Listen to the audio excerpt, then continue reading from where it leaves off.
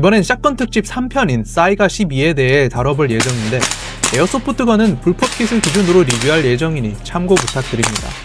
사이가 12는 AK의 탈을 뒤집어 쓴 샷건입니다. 90년대 초 탈냉전 및 소련 해체로 인해 러시아군이 내외부로 무너지고 있었고 기존의 군용 무기를 납품하던 이즈마슈이 군수공장도 군대에서 소총의 수요가 줄어들며 큰 위기에 닥치게 됩니다. 이에 민수용 시장으로 눈을 돌려 사냥총 개발에 착수하게 됩니다. 사실 1970년대에 이 소총명의 유래가 되는 사이가 역량의 개체 조절을 위해 호수가 생산된 적이 있긴 하나 낮은 시장성 때문에 플랜은 사장되었었습니다.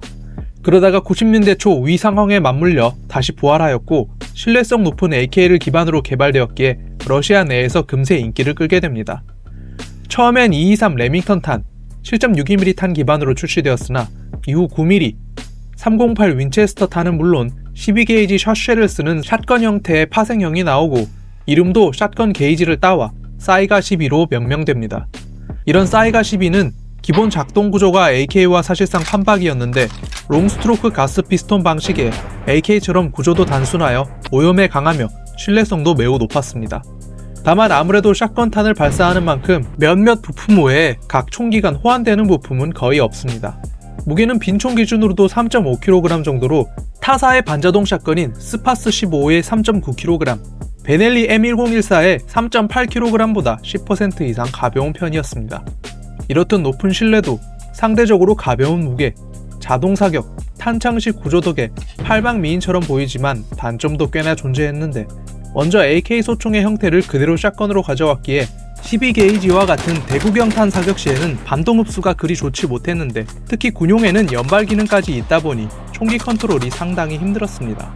탄창 또한 겉보기엔 커 보이지만 샷쉘의 크기로 인해 일반 탄창은 8발 정도만 삽탄이 가능하여 한 탄창에 들어가는 탄도 많지 않았습니다. 그럼에도 AK 특유의 외형, 뛰어난 순간 화력 덕에 러시아와 미국의 민수시장에선 큰 인기를 구사하고 있습니다. 이런 사이가 12는 바렐이 짧은 12K, 사냥용 고정식 스톡 버전, 휴대성을 극단적으로 늘린 미국 트로믹스사의 커스텀 제품, 군경 버전인 18.5 KSK, 불법 버전 등 매우 다양한 파생형이 존재합니다. 사용처 및 국가는 러시아의 민간 보안회사는 물론이고 우러전에서 드론의 위협에 매우 효과적으로 대응이 가능하기에 러시아군에서 수요가 크게 늘고 있으며 이 외에는 인도네시아, 키르기즈스탄 정도에서만 사용되고 서방 법 관련 기관에선 거의 사용되지 않는데 적성국 무기라는 이슈도 있지만 박스형 탄창의 플라스틱 쉘 찌그러진 문제, 과잉 화력 이슈, 비살상탄 사용 불가, AK 계열 조작 적응 문제 등의 이유로 거의 사용되지 않습니다. 관련하여 프랑스의 대테러 부대인 레이드에서도 사용된다고 알려져 있으나 이는 잘못된 정보로 레이드 팀은 RPK 기반으로 만들어진 베프리 12 반자동 샷건을 사용 중인데 비슷한 외형 및 작동 구조로 인해 오해가 생긴 것으로 추정됩니다. 사이가 12는 아무래도 특유의 샷건 형상 때문인지 에어소프트건은 거의 없는데 전동건으로는 더블벨, 가스건으로는 마루이에서 사이가 12K, SBS 버전을 출시하였고 ITP에서 또 이런 마루이를 기반으로 불법 킷을 만들었습니다. 오늘 리뷰할 총은 마루이에서 출시한 사이가 12 SBS 숏바렐 GBB 모델이며 ITP에 불법 킷이 달려 있습니다. 이 모델의 점수는 다음과 같은데 그 이유는 자세한 리뷰를 하며 알아보겠습니다. 내부는 순정, 외부에는 상기한 킷, 롱탄창 외에는 순정입니다. 이 모델의 길이는 500mm, 무게는 3.72kg입니다. 외관을 평가하기 전에 우선 이 ITP의 불법 킷 자체가 현실에는 존재하지 않기 때문에 킷은 만듦새를 위주로 평가해보겠습니다. 경량화를 위해 리시버, 매결 등 여기저기에 파여있는 홀, 그로자 디자인을 재해석한 상부 캐링 핸들의 세련된 각진 모습, 그리고 곳곳에 러시아어로 잘 박혀있는 사이가, 그로자 10이라는 각인 등 디자인 자체는 근미래적인 느낌을 매우 잘 표현했습니다. 이외에 마루이 사이가의 순정 리시버는 정말 마루이 특유의 장점과 단점을 명확하게 보여주는데 우선 리시버 색감도 실총의 보론 도료 도전과 비슷한 반광의 고급진 느낌이고 리시버 우측의 안전, 단 연발각인, 볼트 캐리어의 총번, 또한 리시버 좌측에도 제조 공장, 품질 검사 통과 마크 및 연도, 총번 등 VFC AKS에서나 볼 수 있었던 엄청난 디테일을 보여줍니다. 하지만 모든 마루이 제품에 지옥의 낙인처럼 따라다니는 도쿄 마루이, AGSK, 메이드 인 재팬이란 각인이 눈에 확 띄어 들어오게 박혀있어 외관 점수를 크게 깎아먹게 됩니다. 재질은 몇몇 나사와 더스트 커버, 셀렉터, 트리거 가드, 그리고 불법킷용 커버 등은 스틸이나 리시버, 아웃바렐, 불법킷 본체 및 캐링 핸들 등 주요 부위 및 내부까지 거의 대부분 알루 및 아연 합금이라고 보시면 됩니다. 당연하지만 실종 사이가가 거의 모든 부분이 풀스틸이고 요즘은 GHK나 VFC의 AK처럼 내외부 모두 풀스틸로 발매되는 경우도 드문 일이 아니기에 일본 법규상 어쩔 수 없다고는 해도 소비자 입장에선 매우 아쉬운 부분이긴 합니다.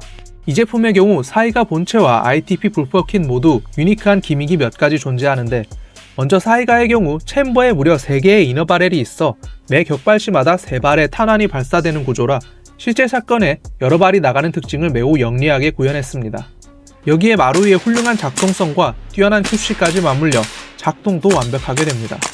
또한 탄창도 매우 잘 만들어졌는데 무게도 가볍고 공탄 장치 설정도 될 뿐더러 후방의 버튼을 눌러 껍데기를 쉽게 제거하면 탄창의 온도까지 확인할 수 있을 정도로 편의성 부분의 노하우가 집대성된 듯한 느낌을 줍니다. ITP 불법킷의 경우 전방의 편의성을 위한 작은 버튼이 있습니다. 사이가의 탄창이 일반 AK보다 훨씬 크기 때문에 전방의 피스톨 그립이 방해가 되어 재장전이 불가능한데 이 버튼을 누르면 피스톨 그립을 측면으로 제껴 장전을 편하게 할 수 있습니다. 반동은 기존 순정 제품도 훌륭했지만 이 제품은 불법 구조로 인해 어깨로 바로 반동이 전해지고 소리도 귀 바로 옆으로 들어오는지라 최강 반동은 약간 더 높게 느껴집니다. 현재 장착된 킷 외에 ITP에서 추가로 나온 전용 스프링, 셀렉터 내부 및 트리거 부품, 드럼 맥 정도가 더 있으니 입맛에 맞게 구매하시면 됩니다. 이 제품의 가격은 사이가 12 일반 모델은 6.4만엔, SBS 모델은 6.9만엔이며 배송비 및 부대 비용 포함 시 80만원, 85만원으로 예상됩니다.